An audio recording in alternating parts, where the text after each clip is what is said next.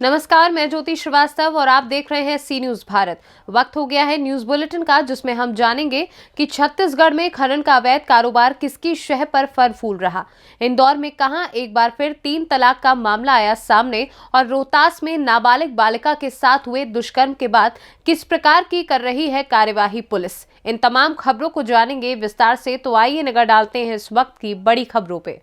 Berla block के सोड में मुरम खनन का अवैध कारोबार जमकर फल फूल रहा है। अवैध मुरम को लेकर सरकारी निर्माण कार्यों में खपाया जा रहा है। इसकी जानकारी विभागीय अफसरों को होने के बाद भी कार्यवाही नहीं की जा रही है। सड़क निर्माण कार्य में ठेकेदार मुरम का बेजा दोहन कर रहे हैं। बता दें कि ग्राम सोड में जायसवाल ब्रदर्स नाम का एक हाईवा मुरुम में चल रहा है और सिद्धि माता मंदिर रोड निर्माण में डाला जा रहा है। जब रॉयल्टी के बारे में ड्राइवर से पूछा गया तो बोले रॉयल्टी नहीं है, लेकिन 10 मिनट बाद एक रॉयल्टी पर्ची दिखाई जो फर्जी निकली। 6 जनवरी को पर्ची को दिखाकर 16 जनवरी किया गया। हर ट्रिप में रॉयल्टी नहीं काटा जा रहा है, जो खनिज विभाग को चूना लगा रहे हैं। ऐसे में क्षेत्र में कई गांव हैं जहां सुबह 4 बजे से मुरम खनन शुरू हो जाता है, जो देर रात तक चलता रहता है। हमको सर यहाँ हफ्ता भर हो गया है काम करते, और ये जा रही है सिद्धि माता जा रही है मुरुम। और इसका भी रॉयल्टी पर्ची आपके पास है? अभी तो दिए नहीं, पहला ट्रिप लगाया हूँ सर, अभी आएंगे रॉयल्टी फिर देंगे। ये बातें समाचार वेब न्यूज़ के माध्यम से मुझे प्राप्त हुई है और इसको संज्ञान पर लेते हुए माइनिंग अफसर को कहा गया है कि इसकी जांच कर लें। बेमित्रा से सी न्यूज संवाददाता संजू जैन की रिपोर्ट। इंदौर के खजराना थाना क्षेत्र में रहने वाली एक पीड़ित महिला द्वारा खजराना थाने में शिकायत दर्ज करवाई गई। उसके पति द्वारा एसएमएस के जरिए 3 तलाक दे दिया गया। महिला की शिकायत पर खजराना पुलिस ने आरोपी पति पर मामला दर्ज कर तलाश शुरू कर दी है। दरअसल 3 तलाक का चलन इन दिनों इंदौर शहर में बढ़ता ही जा रहा है। ताजा मामला इंदौर के खजराना थाना क्षेत्र में रहने वाली एक पीड़ित महिला द्वारा खजराना पुलिस को शिकायत की गई थी। पीड़ित महिला का पति इमरान द्वारा एसएमएस के जरिए 3 बार तलाक तलाक तलाक लिखकर तलाक दे दिया। वहीं जांच अधिकारी मनीषा ने बताया कि महिला के पूर्व पति के 3 बच्चे हैं और पूर्व पति को छोड़ने के बाद अजमेर निवासी इमरान नाम के व्यक्ति से शादी के जरिए मुलाकात हुई, जिसके बाद इमरान ने पीड़िता महिला को शादी का ऑफर दे दिया। पीड़िता महिला इमरान के बहकावे में आ गई और इमरान से निकाह कर लिया। इमरान भी पहले से शादीशुदा था, मगर इमरान ने पीड़ित महिला को अपने आप को कुंवारा होना बताया था। जब पीड़ित महिला को इमरान पहले से शादीशुदा होने का पता चला तो उसी दिन से इमरान और उसकी पत्नी के बीच विवाद चालू हो गया था, जहां पुलिस ने पीड़ित महिला की शिकायत पर मामला दर्ज कर आरोपी पति इमरान की तलाश शुरू कर दी है। थाना पर एक 3 तलाक का मामला सामने आया है। किस तरह का यह मामला है, किस तरह से प्रताड़ित किया गया था फरियादिया? फरियादिया थाने उपस्थित आई। उसने बताया कि उसका पूर्व विवाह से उसके 3 बच्चे भी हैं। उसके बाद जो आरोपी है उससे वो शादी.com के माध्यम से संपर्क में आई थी। आरोपी का नाम इमरान है, जो कि अजमेर निवासी बताया जा रहा है। वो पूर्व में विवाहित था और ये बात उसने छुपाकर फरियादिया के साथ में निकाह किया था। उसने उसके बच्चों के भरण पोषण अन्य दायित्व निभाने के लिए उसको बोला था, झांसा दिया। उसके बाद में फिर विवाहित होने के बाद भी इसने उससे निकाह करा था फरियादिया से, और उसके बाद में जब उसको पता चला फरियादिया को कि वो पूर्व से विवाहित है तो उसकी अनबन रहने लगी, तो उसने फिर उसको फ़ोन पर और मैसेज के माध्यम से 3 तलाक का बोला है। फरियादिया के भी बच्चे हैं? हाँ, फरियादिया का पूर्व में निकाह हो चुका था। उसके पूर्व पति से उसके 3 बच्चे भी हैं। फरियादिया ने ये सारी बातें आरोपी को पूरे संज्ञान में डाली थी। उसके बावजूद जो है आरोपी इमरान ने उसके साथ में निकाह किया और फ़ोन के ज़रिए और एसएमएस के ज़रिए उसको 3 तलाक बोला है। आपका नाम? उप निरीक्षक मनीषा दानी। इंदौर से सी न्यूज संवाददाता सुरेश बैरागी की रिपोर्ट। कुरावली क्षेत्र में एक युवक ने छात्रा को अपनी हवस का शिकार बनाया। रात के अंधेरे का सहारा लेते हुए युवक घर में घुस गया और बालिका के साथ घिनौनी हरकत कर दी, जिसकी तहरीर लेकर पीड़िता की मां कुरावली थाने पहुंची। दरअसल यह पूरा मामला जनपद मैनपुरी के थाना कुरावली में कक्षा 8 की 15 वर्षीय नाबालिग बालिका से हुए दुष्कर्म का है। कुरावली क्षेत्र निवासी कन्हैया गुप्ता पुत्र ब्रह्मानंद निवासी मोहल्ला कुंवरपुर कुरावली पीड़िता के घर रात में चुपके से घुस आया और बालिका का मुंह दबाकर दुष्कर्म की घिनौनी घटना को अंजाम दे दिया। इस घटना के बाद बालिका के चिल्लाने पर भी पीड़िता की मां को आता देखा अभियुक्त धक्का मार के मौके से भाग गया, जिसकी तहरीर लेकर बालिका की मां कुरावली थाने पर पहुंची। तो वहीं मामले को संज्ञान में लेते हुए थाना प्रभारी विनोद कुमार ने घेराबंदी कर अपराधी लड़की को गिरफ्तार कर लिया और लिखा पढ़ी कर जेल भेज दिया। तो वहीं इस घटना की जानकारी देते हुए क्या हुआ, थाने कैसे आई हो? मैं मेरे साथ गलत काम हुआ है। मैं रात में सो रही थी, करीब 1-1:30 बजे का टाइम था। वो मेरे घर पे आया, उसने मेरे साथ गलत काम किया। कौन था वो, जानती हो सर? जानते हैं, उसका नाम कन्हैया है। वही पास का ही रहने वाला है? हाँ। फिर थाने आई हो आप? हाँ, उसके लिए कंप्लेंट लिखवाई। अपनी लड़की को आप थाने लेके आई हैं, क्या मामला है ये मामला ये है, इसने लड़के ने मेरी लड़की के साथ में गलत काम किया है, इस वजह लेके आया था। कौन लड़का है, इसे जानती हैं आप? हाँ जानते हैं, मेरे मोहल्ले का लड़का है ये। नाम क्या है? कन्हैया। थाने में तहरीर दे दी है? हाँ दे दी। क्या कह रहे हैं इंस्पेक्टर साहब? हाँ वैसे जेल भेजा जाएगा। थाना कुरावली में आज एक मामला आया है। एक महिला ने अपनी बेटी के साथ दुष्कर्म करने की एक तहरीर थाना कुरावली में दी है। महिला का कहना है कि उसकी बेटी दूसरे कमरे में सो रही थी, उसकी उम्र करीब 15-16 साल होगी। मोहल्ले के ही एक व्यक्ति जिसकी उम्र 20-25 वर्ष के करीब होगी, उसने रात में उसके साथ दुष्कर्म किया है। इसमें तत्काल अभियोग दर्ज कर लिया गया है और जो आरोपी है उसको गिरफ्तार कर लिया गया है और इसमें सभी विधिक कार्रवाई तत्परता से की जा रही है। मैनपुरी से सी न्यूज संवाददाता जाजिब उमर की रिपोर्ट। मंगलवार की रात बेखौफ अपराधियों द्वारा तकिया बाजार स्थित एक आभूषण व्यवसायी से लूटपाट कर गोली मारने के मामले में व्यवसायी संघ एक प्रतिनिधि मंडल बुधवार को डीएमएसपी से मिले, जहां इस पूरे मामले में एसपी की प्रतिक्रिया पर व्यवसायियों ने अपनी नाराजगी जाहिर की। स्वर्ण व्यवसायी दीपक कुमार वर्मा ने बताया कि बीती रात सासाराम में हुई लूटपाट की घटना को लेकर व्यवसायियों का एक प्रतिनिधि मंडल डीएमएसपी से मिलने गया, जहां डीएम की अनुपस्थिति में एसडीएम को ज्ञापन सौंपा गया। वहीं जब व्यवसायी संघ ने एसपी से सुरक्षा की गुहार लगाई तो उन्होंने न्यायालय एवं जनप्रतिनिधियों के पास जाने की बात कही, जिस पर व्यवसायियों ने अपनी नाराजगी जाहिर की और उन्होंने कहा कि इतनी बड़ी लूट की घटना पर एसपी द्वारा प्रतिक्रिया निंदनीय है। वहीं व्यवसायी पप्पू सोनी ने कहा कि जिले का व्यवसायी संघ रोहतास पुलिस से अपनी सुरक्षा की उम्मीद रखता है, न कि जनप्रतिनिधि एवं न्यायालय से, लेकिन एसपी द्वारा व्यवसायियों को न्यायालय एवं जनप्रतिनिधियों के पास जाने की बात कहना काफी निंदनीय है। आए दिन जिले में व्यवसायियों के साथ गोलीबारी एवं लूटपाट की घटनाएं हो रही हैं। डीएम साहब के पास ज्ञापन देने हम लोग आए थे। डीएम साहब की अनुपस्थिति में हम लोगों ने एडीएम साहब और एसपी साहब को ज्ञापन दिया। कल हम लोग हमारे समाज के एक व्यवसायी हैं कैलाश जी, जिनकी दुकान तकिया में है, वो कल अपनी दुकान बढ़ा करके घर आ रहे थे। इसी क्रम में उनके साथ लूटपाट की घटना हुई और गोली ही मारा गया उनका। झोला अपना वो सामान थैला में लेकर घर जाते थे, इसी में उनका सामान भी लूट लिया गया और गोली भी मार दी। अधिकारी से मिलने के बाद क्या आश्वासन मिला आपको? एडीएम साहब से हम लोग मिले तो वो उनके तरफ से तो अच्छा आश्वासन रहा। वो बोले भी कि कल आकर के आप लोग एक बार डीएम साहब से भी मिल लीजिएगा, वैसे हम भी बोल देंगे। एडीएम साहब ने बोला। एसपी साहब हम लोग के पास हम लोग गए, एसपी साहब भी बोले कि पुलिस गश्ती उश्ती बढ़ाएंगे। हम लोग के डिमांड पे बोले कि पुलिस गश्ती बढ़वाते हैं। उसके बाद वो तरह तरह की बातें करने लगे कि सिस्टम को सुधारिए, मतलब ये जनप्रतिनिधि के पास जाइए और न्यायपालिका के पास जाइए। इस तरीके की बातों को वो हम लोगों को बहुत देर तक, काफ़ी देर तक समझाने की चेष्टा करते रहे। क्या उम्मीद लग रहा है आपको आगे?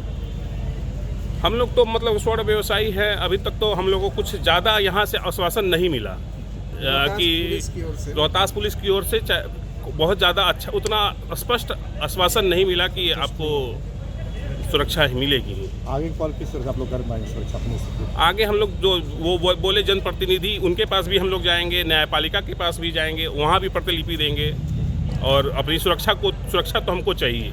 क्या नाम है आपका? दीपक कुमार वर्मा।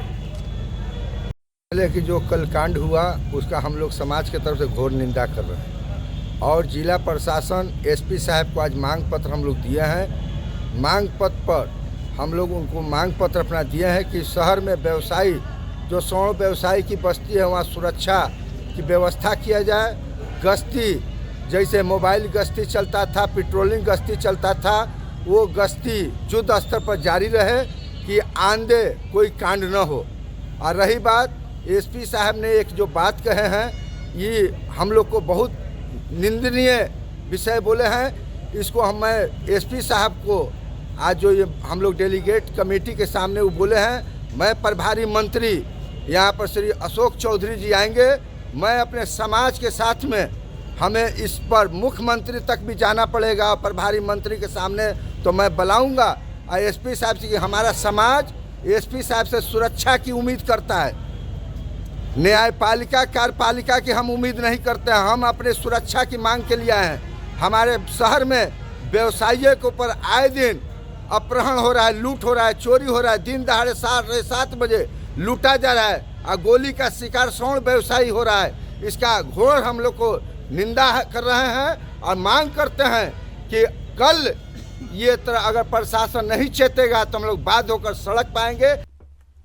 रोहतास से सी न्यूज संवाददाता पंकज कुमार की रिपोर्ट। करण सराय सासाराम में कर्ज से परेशान एक युवक ने फांसी लगाकर आत्महत्या कर ली। मृतक युवक करण सराय सासाराम के बबलू चंद्रवंशी का पुत्र प्रकाश कुमार बताया गया है। नगर थाना सासाराम की पुलिस ने शव को कब्जे में लेते हुए पोस्टमार्टम कराने में जुटी हुई है। मृतक युवक के परिजनों ने बताया कि सासाराम में कई लोगों ने उसे आए दिन पैसे को लेकर प्रताड़ित कर रहे थे। पूर्व में उसे घर में भी बंद कर पिटाई की थी, जिससे परेशान होकर युवक ने फांसी लगाकर आत्महत्या कर ली। फिलहाल परिजनों के दर्द बयां कर पुलिस अगली कार्रवाई जारी कर रही है।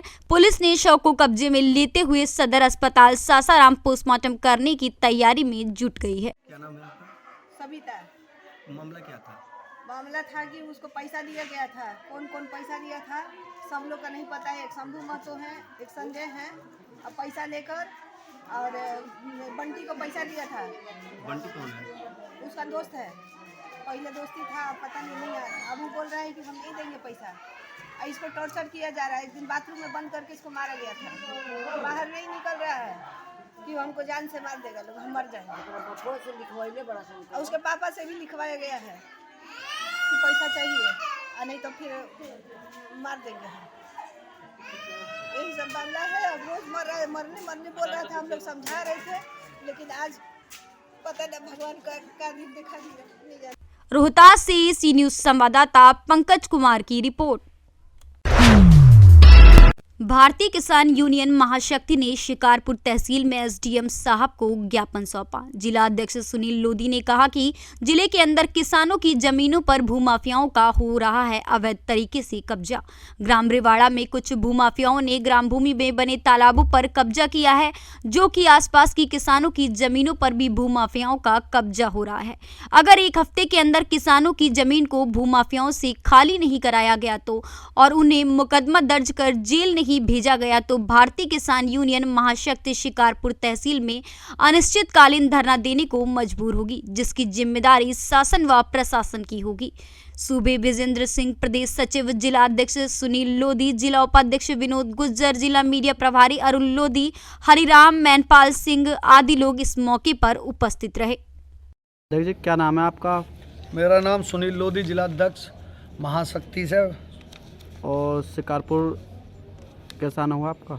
आज शिकारपुर तहसील ऐसा आना हुआ, आप जगह जगह देख रहे हो कि पूरे ज़िले में भूमाफियाओं के कब्जे होते जा रहे हैं। पूरा बोलबाला बढ़ता जा रहा। किसान की जो ज़मीन रोड के किनारे हैं, भूमाफियाओं द्वारा या तो उसे जबरन खरीदा जा रहा है, अगर किसान बेचने को तैयार नहीं है तो उस पर जबरन प्लॉटिंग के सहारे से भूमाफिया कब्जा कर रहे हैं। और माननीय मुख्यमंत्री जी कहते हैं कि भूमाफिया या तो जेल जाएंगे या प्रदेश छोड़ेंगे।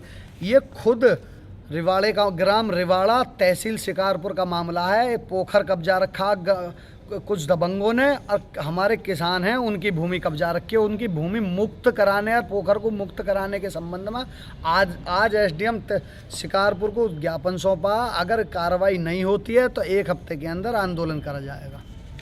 बुलंदशहर से सी न्यूज संवाददाता उपदेश चौहान की रिपोर्ट।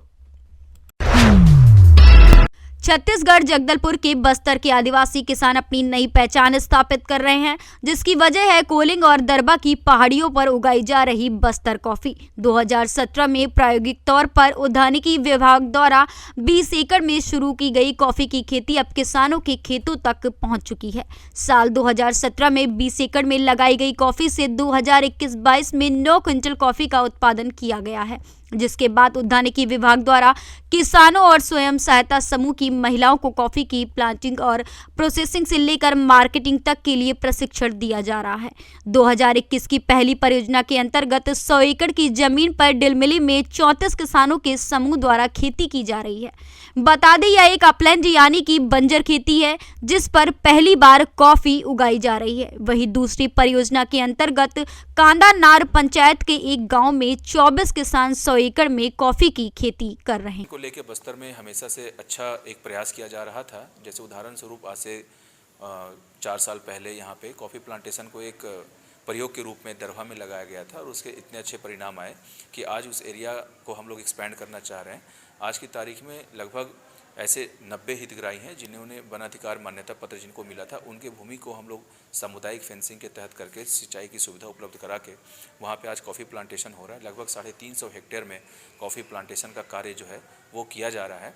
आगामी आने वाले टाइम में यहाँ के जो किसान हैं कहीं ना कहीं वो एक नया फसल की तरफ जा रहे हैं और जो एक चक्र होता है जिसमें हम लोग बार बार धान ही उगाते हैं, जबकि उसका आर्थिक जो मूल्य हो सकता है वो उतना ज़्यादा ना हो।